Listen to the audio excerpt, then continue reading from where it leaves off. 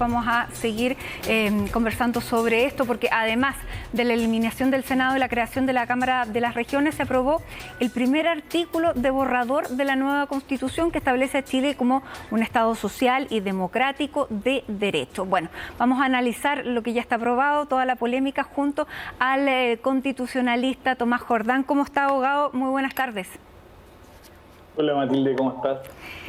Bien atenta a toda la discusión que se ha generado, sobre todo a partir de la tarde-noche de ayer, porque si bien ya estaba digamos, sobre la mesa que el Senado se terminaba, generó muchísimas reacciones y reacciones contrarias, las que se conocieron, sobre esta eliminación de esta Cámara. ¿Qué le pareció a usted?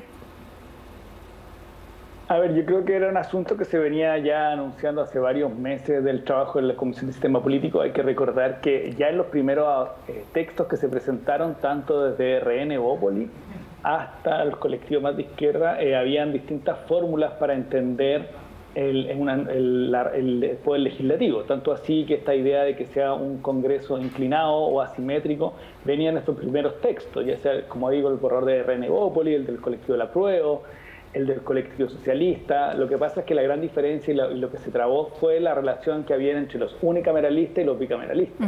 Y ahí aparece distintas intensidades y tratan de avanzar en este acuerdo en tener una segunda Cámara de Representación Regional que además responde a una definición muy temprana de la Convención, que es que seamos un Estado regional. Y por tanto, la pregunta era en qué instancia nacional van a ser representadas las regiones, y es cuando se crea esta idea de una Cámara. Algunos proponían un Senado territorial, otros Cámara territorial, y terminaban en un nombre de consenso, Cámara de las Regiones. Entonces, me parece que es una discusión que se dio tempranamente, que se venía fraguando entre los distintos colectivos. Lo que pasa es que hay intensidades diferentes respecto del rol, las materias y que debería conocer esta segunda Cámara. Ahora, las atribuciones que si bien fueron rechazadas el día de ayer, ¿qué daban cuenta? Porque para muchos efectivamente esto era una Cámara decorativa. ¿Qué le parecen a usted esas atribuciones que se estaban delineando en este artículo que finalmente se rechazó? Sí, me parecen que todavía son escasas, lo digo de entrada. Lo que pasa es que aquí hay tres elementos que son clave, yo creo que es lo que viene de esta Cámara de las Regiones. Una son cuál va a ser el rol que va a tener en la tramitación de las leyes y qué materias va a conocer. Por lo tanto, ese es uno, que lo que se rechazó ayer eran 17 numerales, y que muchos colectivos, y yo también estoy en esa línea, que deberían ser muchas más materias, porque hay muchas leyes que tienen impacto regional, no solo directo en la estructura de organización de una región, sino, por ejemplo, en materia de derechos sociales. Las prestaciones sociales se van a otorgar necesariamente regionalmente. Estoy pensando en la salud, la educación, la vivienda. O hay materias que son de impacto regional. Cuando tú tienes obras públicas, o la agricultura, o el turismo, son materias que, no obstante, están reguladas en leyes. Tienen un impacto de bajadas territoriales. Por lo tanto, si tú quieres empoderar una Cámara regional, tendrías que engrosar el número de materias que esta va a conocer. Dos, tiene que ver con una discusión que se ha venido dando, que si pasa a tener un Congreso de estas características, la pregunta es cómo equilibra el poder con la Cámara política. Y ahí aparece la idea de los nombramientos. Y por lo tanto, otra atribución que se tiene que discutir, pero que entiendo que se va a discutir en la Comisión de Sistema de Justicia, es cómo se nombran y quiénes intervienen en el nombramiento de la autoridad de los órganos públicos, la Contraloría, el Ministerio Público, el Banco Central. Entonces ahí hay una discusión que también tiene que dar. Y lo tercero es lo de la acusación constitucional, que también es un asunto que se tiene que resolver, y cómo hasta ahora el Senado, y seguramente es una discusión que se va a dar con la Cámara de las Regiones, conoce como jurado lo que la Cámara de Diputados resuelve en primera instancia, por llamarlo de alguna manera. Entonces son tres ámbitos que son muy relevantes, que tienen que ser resueltos, sobre todo el primero, que es: uno, las materias que va a conocer la Cámara de las Regiones, que ojalá sea la mayor cantidad de número posible para que tenga una real incidencia. Y dos, que una cuestión que mencionaron en la nota anterior, que es la tramitación legislativa, para que, al ser una Cámara revisora, tenga incidencia real en la tramitación de leyes. Exactamente. Ahora, de acuerdo a lo que se ha planteado, hay algunos que dicen esto sí le da representación a las regiones, todos tienen un mismo número de representantes, pero en definitiva no tienen la atribución para incidir. Eso es lo que claramente debiera ser cambiado. Y lo otro, ¿qué le parece el tema de que se cambien los nombres? Se le va a cambiar, bueno, ahí decíamos fue materia también de una negociación, cambiar el nombre a esta segunda Cámara, pero pareciera que la tradición pesa en los chilenos y que eliminar el nombre del Senado pudiera ser también un elemento que con solo la palabra ya a muchos los llamara a repensar la votación.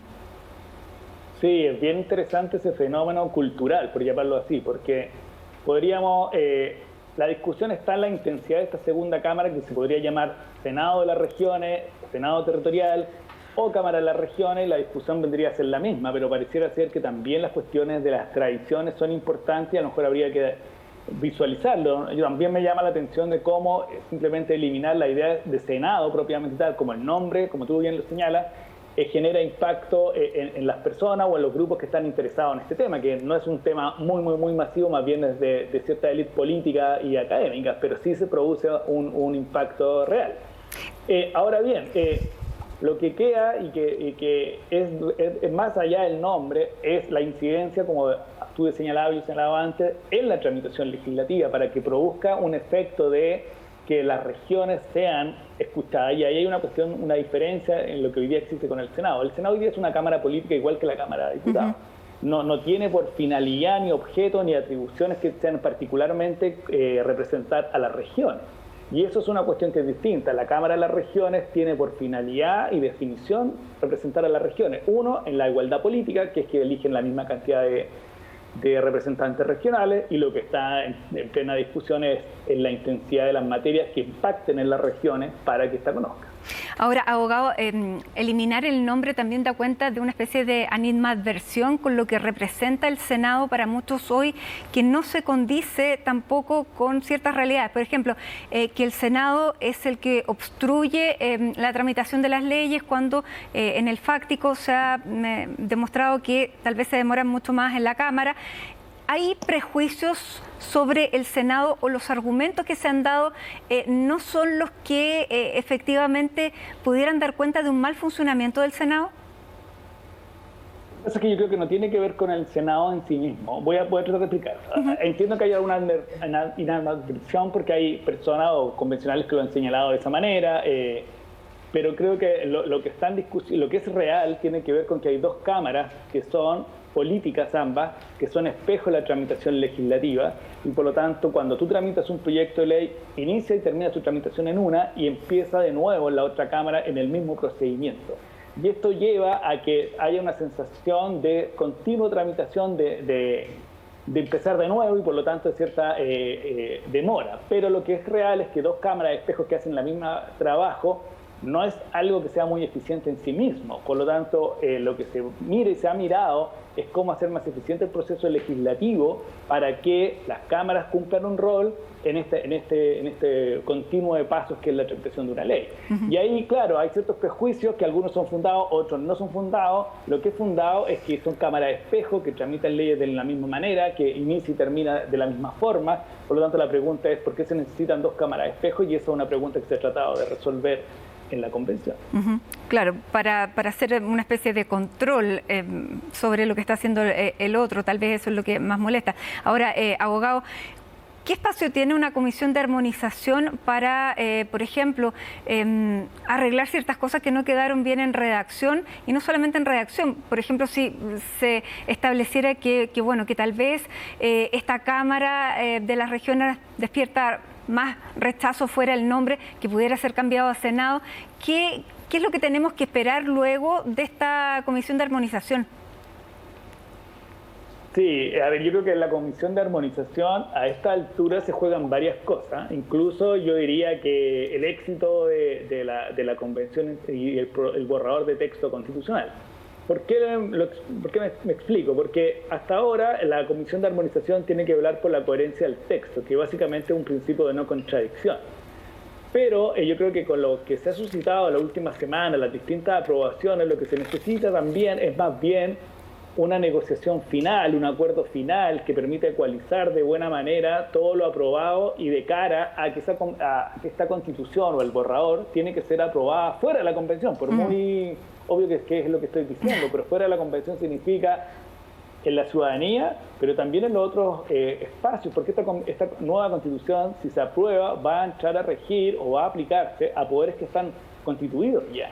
Y va a haber una transición ahí, por lo tanto va a regir en un hábitat que no es el de la convención propiamente tal. Por lo tanto, la mirada que se tiene que hacer en estos últimos meses es que estos contenidos tienen que ser aprobados por la ciudadanía y aplicados en un proceso de transición que seguramente no va a ser tan corto, en un mundo que no es el de la convención. Y eso yo creo que requiere una reflexión política para ecualizar de buena manera los contenidos constitucionales aprobados. Por lo tanto, debería darle una vuelta a los convencionales y que se ha analizado que tenga un poco más de facultades. Y también lo que se estaba discutiendo en estos días y que se va a discutir es esta comisión de transitoria, que pareciera una cosa muy técnica, pero lo que va a regular el paso de esta institucionalidad a la nueva. Y ahí también se van a jugar muchas cosas. En el respeto, por ejemplo, a los años de los cargos públicos electos, ya sea diputados, senadores que se acaban de elegir, o los gobernadores regionales. Entonces, ahí hay una transición que hay que regular de buena manera para que el texto que se está proponiendo aterrice de la mejor manera posible fuera de la convención. Entonces, ahí hay dos cuestiones que en lo que se viene son claves. La transitoria, es decir, cómo vamos a regular el paso de una constitución a otra, sobre todo en estatutos jurídicos que se van a cambiar. Entonces ahí hay también que mirar qué pasa con el mundo privado, qué pasa con los poderes públicos, los órganos del Estado que van a tener que modificarse sustancialmente. Y lo otro es lo que tú señalabas de la Comisión de Armonización, que ojalá tenga estas atribuciones para forjar al final del día, por decirlo de alguna manera, un pacto constitucional que identifique a las personas que están fuera de la Convención. Y finalmente, Tomás, de acuerdo a lo que también se ha visto en las últimas encuestas, ¿ves la posibilidad ya abierta de un rechazo o de un triunfo del apruebo por un espacio mínimo? Yo creo que ambas son situaciones reales, tú lo dices muy bien, es decir, hay encuestas que han dado las últimas 2 semanas que el rechazo va punto arriba o eventualmente si ganase el apruebo por pocos puntos, y eso me parece que abre 2 escenarios, uno el del apruebo, que en el fondo una constitución con pocos votos o que gane con poco espacio, un estrecho margen, va a tener que generar una discusión de qué pasó y qué va a pasar con ese texto ahí, que a lo mejor en el futuro va a haber que hacer algunas correcciones según como qué. Y el rechazo abre un camino de incertidumbre hasta ahora, porque no sabe, lo único claro es que seguiría rigiendo la Constitución actual. Y eso pareciera ser en los actores tanto de izquierda, de centro-derecha, no es una cuestión que pudiera ser una buena noticia. Y por lo tanto ahí habría que ver cuál es el camino institucional entre el Ejecutivo y el Legislativo que existe hoy día de dar una solución en el caso que el rechazo gane. Me parece que ahí es una discusión que todavía está muy abierta, cuál sería esos pasos siguientes. Muy bien. Tomás Jordán, abogado constitucionalista, muchísimas gracias por conversar a esta hora con CNN Chile. Son momentos bien específicos y complejos, así que gracias por esta conversación.